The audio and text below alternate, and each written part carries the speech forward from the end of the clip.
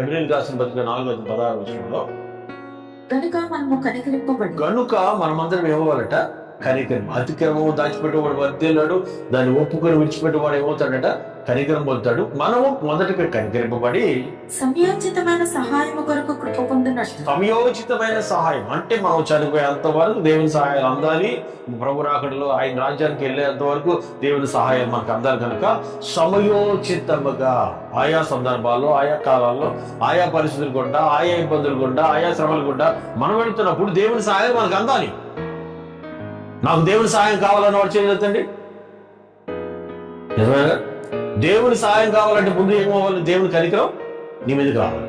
దేవుని కనికరం రావాలంటే అతిక్రమం ఏం చేయాలి? నువ్వు విడిచిపెట్టాలి, దాచిపెట్టకూడదు. ఒప్పుకొని ఏం చేయాలి?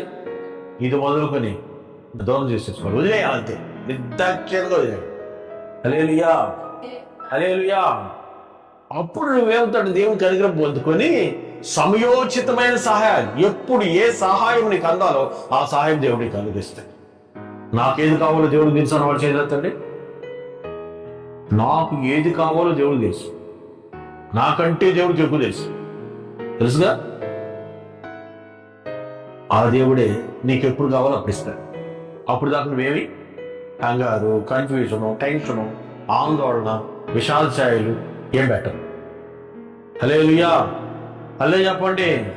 నీ దేవుడికి నీకు తెలుసు కదా, నీకేం కావాలో, ఎప్పుడేది కావాలో, ప్రభువా నీ చిత్తంలో ఏది ఉందో అది ఆ టైంకి అప్పుడు దయచేయండి.